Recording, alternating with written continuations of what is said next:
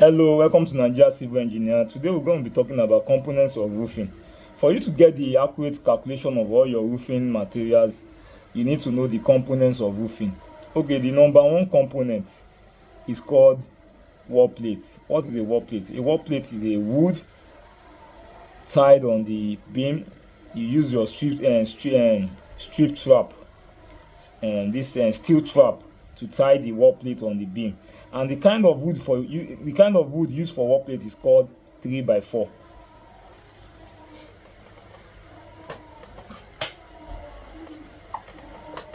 Okay, wall plate is always on the beam, or even if you don't have a beam in your house, maybe it is block, you can also use you can also tie the wall plate on the block as well. Wall plate okay, wall plate.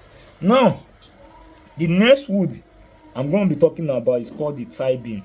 The tie beam is being nailed on the wall plate, and the tie beam dimension from each other is 4 feet 1.2, and the kind of wood used for tie beam is 2x6. Is 2x6. If the wall plate is going horizontal, the tie beam will go vertical.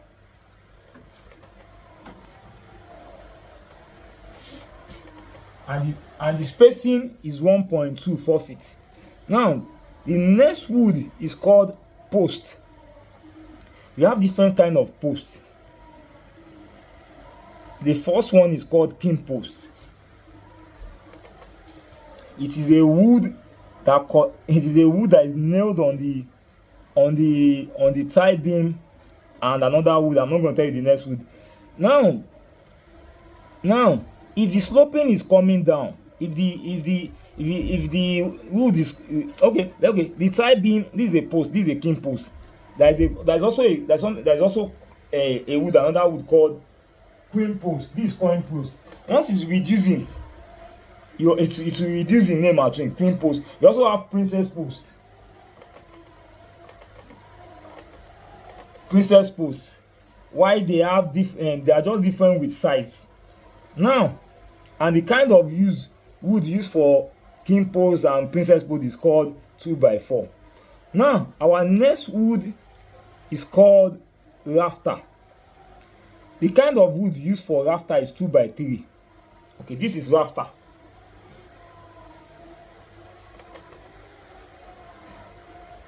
You can see that's the rafter. These two wood is called rafter.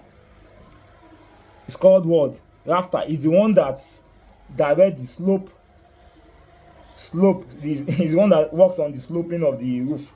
It's called rafter. Why this is what? This one is called tie beam. The wall plate is here. The wall plate is here. Now, and the kind of wood used for rafter is called 2x3. Now there's another wood called pole line. The kind of wood used for pole line is 2x2. Now, pole line, the function of pole line is that it connects all the rafter together. That is pole line. It connects what? All the rafters together. And the kind of wood used for pole line is 2x2. And the spacing of each pole line is 2 feet. 600 is what? 2 feet. 2 feet. Now, okay, another wood we are going to be talking about is called struct. Struct is a diagonal member. It also connects the rafter and the tie beam together as well. This is struct.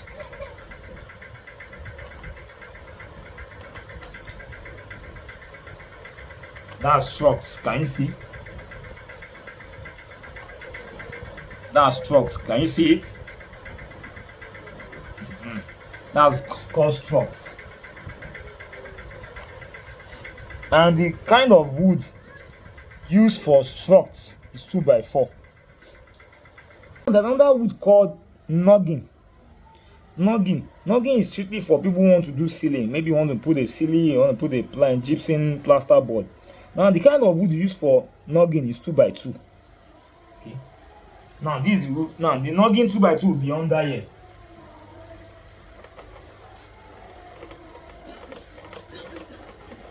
The noggin too will go horizontal and vertical, and the spacing too has to be 600. And now there's another wood that connects the noggin and this one that we drew. There's one wood that connects two of them together. Definitely you have to nail the noggin on the wall since you are using it for ceiling. There's another wood called hanger. This one, the one that connects this one, it connects the tie beam and the noggin together. It's called hanger. It's called hanger. It's like a bracing. You brace the two together. It's called hanger. And when we talk about expansion, maybe if your roof, maybe you are doing your roof and you have a shootout, they call that roof overhang. Maybe like now. And the function of roof overhang is just to prevent water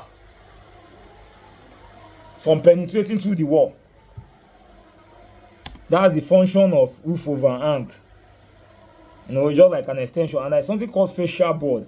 In case fascia board is just to cover the side of the roofing. On the roof under the roofing, just cover the side just to prevent water from entering. In case, and if you don't want to use fascia board, if you can afford parapet, but parapet requires concrete, steel, and cement. That's also called parapet. Okay, what else do you need to know? Okay, roofing sheet. We have different type of roofing sheets. Long span, aluminium, zinc. There's so many like that. I think that's all you need to know about the components of roofing. And watch out for the next video. I'll be teaching you how to calculate all these materials, how to calculate them, how to get the accurate material, you need to roof a house. Thank you very much.